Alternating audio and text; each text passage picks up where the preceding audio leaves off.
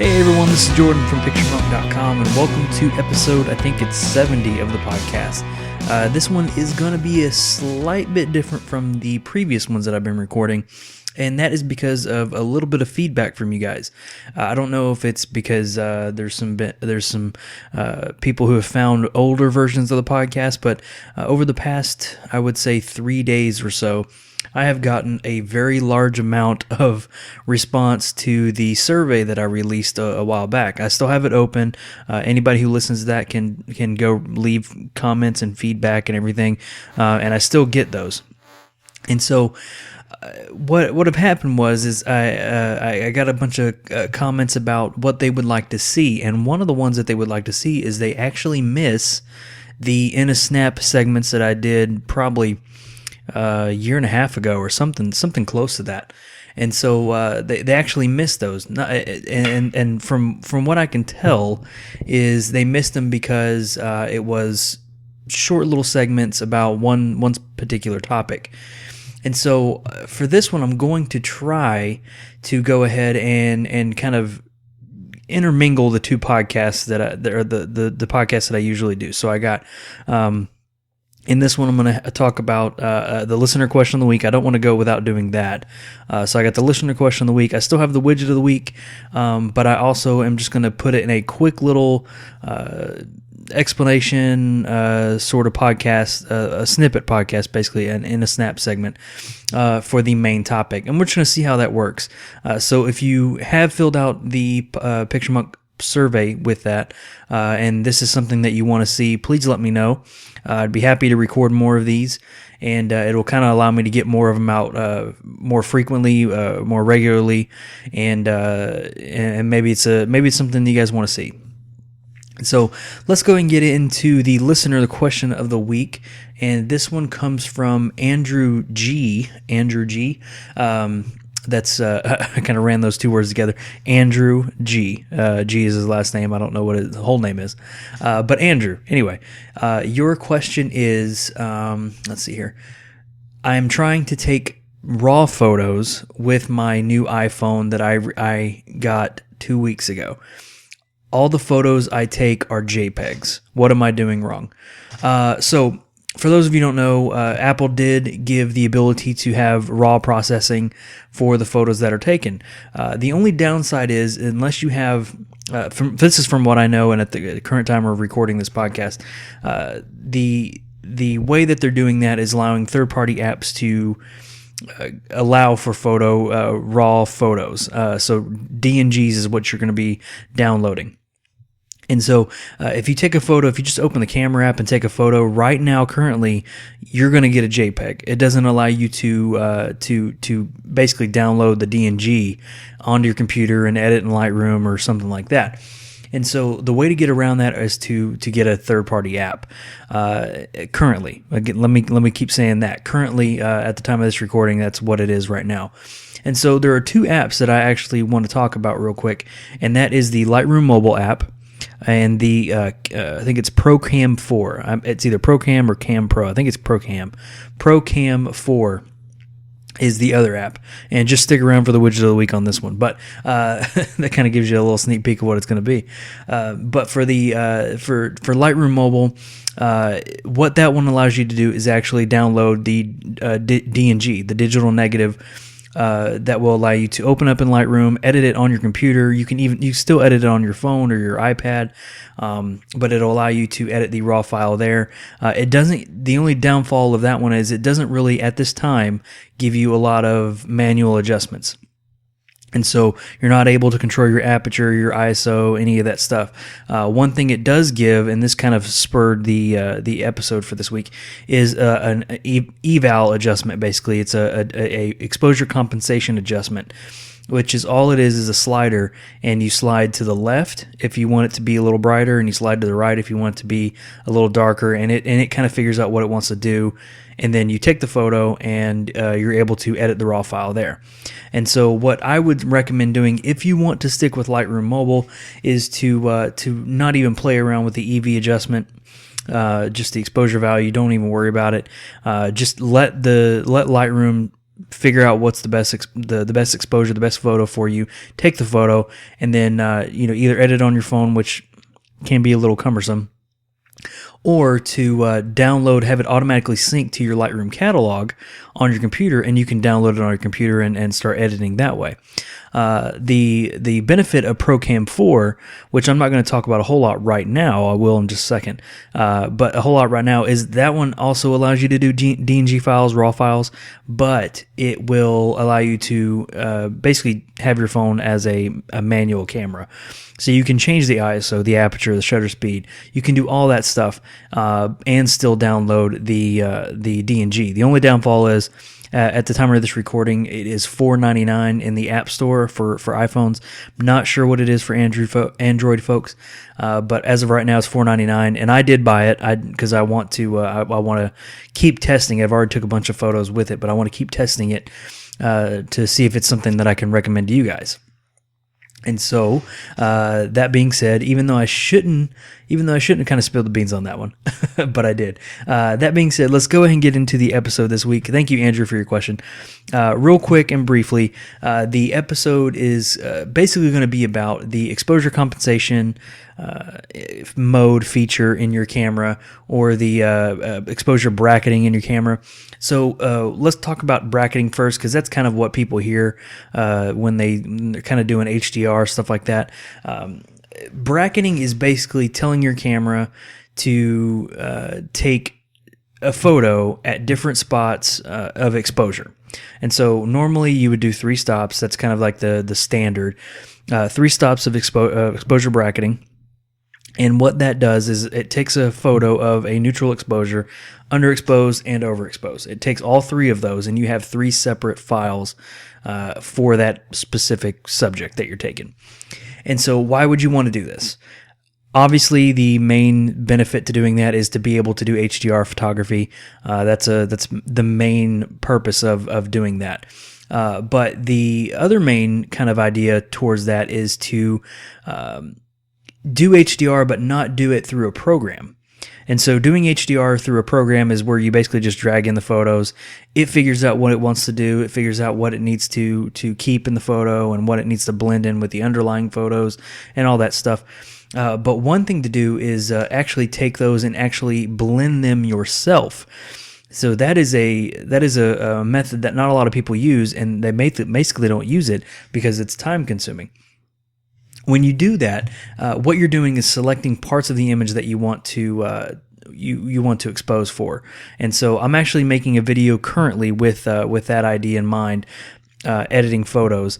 And so you're going to be able to see that if you subscribe to the PictureMonk YouTube channel, picturemonk.com/YouTube. If you subscribe to that there, it's going to be out in a few days, maybe a week.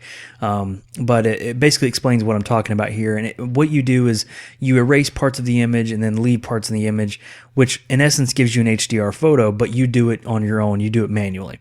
Again, time consuming because you have to figure out what you want to do. You got to get the right brush to make sure it fades in. You got to blend it in perfectly, but it's a fantastic technique. So that's kind of what bracketing mainly is, and I can tell you how to do it on my camera, but not everybody has a Canon. That's the mode or the models that I use. But just check your user manual on how to actually bracket. It's a very useful technique, even if you're not shooting HDR. It's kind of a cool technique because, let's say you're kind of new to photography in a way, I guess it would be considered that, and you want to check your exposure, check your settings.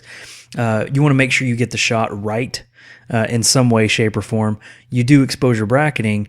You have a perfect exposure of what the camera thinks, then you have under and over, and you can choose which single file you want to edit if you wanted to. And so you have 3 different files, 3 different kind of file types, and you can choose which one you want to start editing. One general tip that I want to give out, and this works for most camera models, is when you probably need a tripod if you can, but the drive mode on your camera, if at all possible, it's probably best to do a 10-second timer if you have time, or a 2-second timer when you're taking HDR photos or bracketed photos.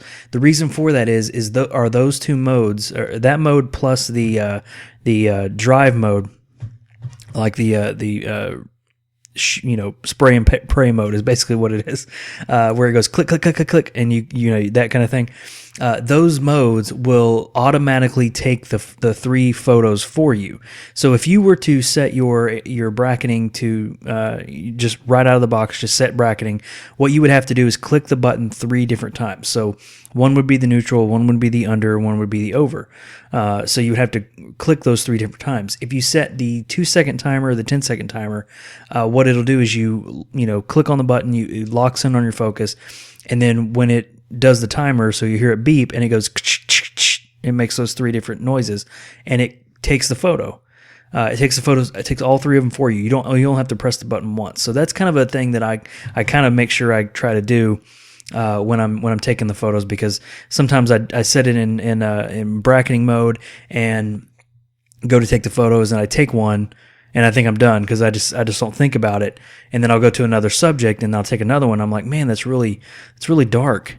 And what it's doing is it's still taking the bracketed sequence that I started with the old subject. So that's just something to keep in mind. And so another topic that I kind of mentioned on here was the exposure compensation, and that's something that I use way more than bracketing. Exposure compensation is basically where you take you're maybe in aperture priority mode, you shoot something, and maybe it's very kind of dark-ish, some outside, it's kind of a light outside. And so exposure compensation, especially if you're in a semi-manual mode like aperture priority, you're basically saying expose it a little bit brighter or a little bit darker. So you'll go up by 1/3 stop increments. So what you'll do is you take a picture. If it looks okay, if it looks somewhat okay, you like it, but maybe you want it a little brighter. The only way to really make it brighter is to either go in manual mode and take those settings and up the settings to where it makes it brighter, or you can dial in exposure compensation and it will increase it in different stops. And so this will still keep your settings and still be able to keep you in a aperture priority mode, TV mode, program mode, whatever mode you want to use. It will still be able to keep you in those modes, but it will allow you to a little bit control the image a little bit more. And so I use that often. I found myself actually keeping my exposure compensation at a plus 1/3 stop increment. Sometimes I look at the back of the camera and I'm like, man, that's really bright for what I thought it would be. And I look at the exposure compensation and I find that, that's why it's brighter than what I thought it was going to be. And another thing with that is the reason I mainly do that is because when I bring my photos in the computer and I start editing them, most of the time I kick myself when they're darker than what I thought. When I took the photo and it's darker than what I thought. And so the reason for that is I'd rather shoot to the right of when taking a photo. And what I mean by that is shooting to the right means that it's a little more exposed than shooting to the left, which is a little underexposed. I'd rather be more exposed. I don't want to be too overexposed because then I lose data. Everything is just going to be white. But being a little bit of overexposed, a little bit shot to the right, definitely allows for a little bit more greater editing flexibility when in Lightroom, Photoshop, any editing suite that you want. That's just something I found. It may be different for you guys depending on your editing style, but that's what works for me. So that's something to play around with, especially if you are new to bracketing, exposure compensation, all that stuff. Something to play around with and kind of play with that and see what works for you. So that's kind of the blended topic for the in a snap segments. I don't know if I'm going to continue doing it unless you guys like it. I'll definitely come up with more. But that was just a quick little topic nestled into the regular podcast. So let's go ahead and get into the real quick one. I will say that the only thing doing these kind of blended podcasts, it does make them a little bit shorter, and maybe you guys like that. I have no idea. Just let me know. Just if you haven't filled out the survey yet, please go and fill that out. If you just want to email me, hit me up on social media, all that stuff, just let me know what you guys' thoughts are. So let's go and get to the widget of the week, and I kind of spilled the beans on that earlier in the podcast, and it was the widget of the week this week is going to be the ProCam 4 app. I definitely recommend it. If you can swing the $4.99 price tag, it is a very, very good app. You can still do a whole lot of stuff with the manual settings on the image. I mean, there's been plenty of times where I wish I could change the ISO or the shutter speed or anything like that with the iPhone.